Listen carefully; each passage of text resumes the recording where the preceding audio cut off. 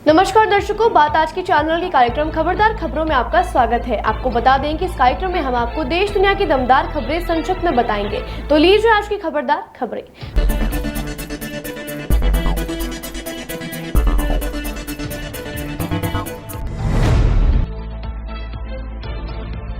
10 राज्य व केंद्र शासित प्रदेशों की 96 लोकसभा सीटों पर चौथे चरण का मतदान जारी है। इस चरण के लिए 17.7 करोड़ मतदाता 1.92 लाख मतदाता केंद्रों पर वोट डालकर 1717 उम्मीदवारों के भाग्य का फैसला करेंगे। आपको बता दें कि इस चौथे चरण में आंध्र प्रदेश की 175 विधानसभा और उड़ीसा की 28 विधानसभा सीटों पर भी मतदान किया जा रहा है। दुनिया के सबसे बड़े लोकतांत्रिक महोत्सव की शुरुआत हो चुकी है और इसके लिए पीएम मोदी ने अपील की कि आइए अपने कर्तव्य को निभाएं और लोकतंत्र को मजबूत करें। अमित शाह ने कहा कि आपका एक एक वोट स्थिर, सशक्त और निर्णयशील सरकार मजबूत आधार स्तंभ का कार्य करेगा, इसलिए मतदान अवश्य करें। वहीं राहुल गांधी ने कहा कि आपके एक वोट से आपके लोकतांत्रिक अधिकारों की रक्षा ही नहीं होगी बल्कि पूरे परिवार की तकदीर बदल जाएगी, इसलिए मतदान अवश्य करें। मालदीव के राष्ट्रपति मोहम्मद मोइज्जू के कहने पर 76 भारतीय रक्षा कर्मियों के मालदीव छोड़ने के बाद वहां की सेना को दिन में तारे दिखाई दे रहे हैं। रक्षा मंत्री घासन मोमून ने स्वीकार किया कि भारत द्वारा हमें दान किए गए 3 विमानों को चलाने के लिए सक्षम पायलट नहीं है। उन्होंने कहा कि विमान उड़ाने की ट्रेनिंग लेनी थी, लेकिन यह पूरी नहीं हो पाई, जिससे किसी का भी लाइसेंस नहीं बन पाया है।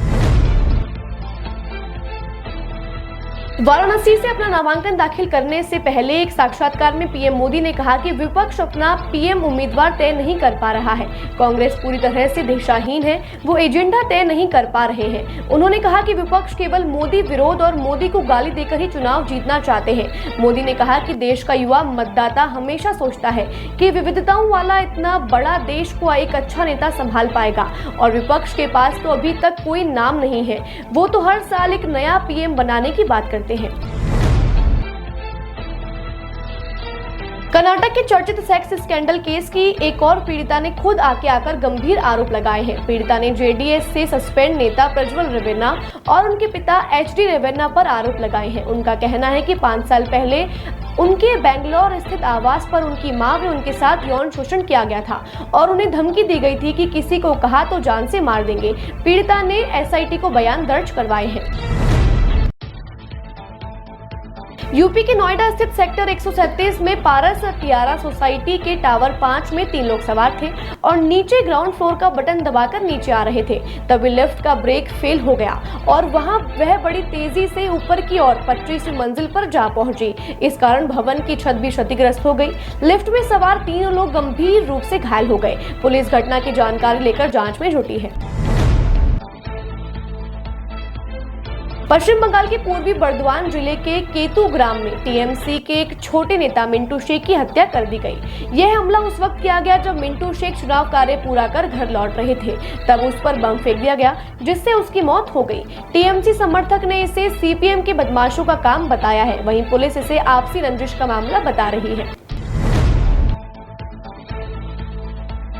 आज सुबह कड़ी सुरक्षा के बीच प्रधानमंत्री मोदी ने तख्त श्री हरिमंदिर पटना साहिब में मत्था टेका। पीएम ने सर पर पगड़ी बांधकर दर्शन किए, साथ ही वहां श्रद्धालुओं को अपने हाथों से प्रसाद वितरित किया।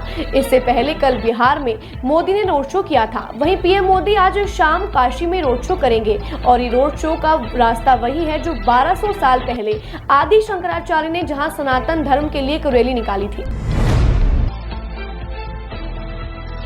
2022 में दिल्ली एनआईए कोर्ट ने यूएपीए और देश के खिलाफ युद्ध छेड़ने के आरोप में यासीन मलिक को उम्र कैद की सजा सुनाई थी। इसी मामले में मलिक ने अपना गुनाह कबूल किया था, लेकिन जांच एजेंसी अब यासीन मलिक की फांसी की सजा को लेकर हाईकोर्ट पहुंची है। निचली अदालत ने यह कहते हुए फांसी की सजा टाल दी थी कि फांसी केवल उन असाधारण मामलों में ही दी जानी चाहिए जहाँ अपराध समाज की सामूहिक चेतना को झकझोरता हो। लोकसभा चुनावों के बीच सोनिया का एक वीडियो वायरल हो रहा है जिसमें वो हाथ जोड़कर महिलाओं को उनकी मेहनत व तपस्या को देखते हुए महालक्ष्मी योजना में उनकी सरकार आने पर हर महिला को 1 लाख रुपए दिए जाएंगे कह रही हैं। सोनिया ने कहा कि कांग्रेस का हाथ महिलाओं के साथ पहले भी था और आगे भी रहेगा।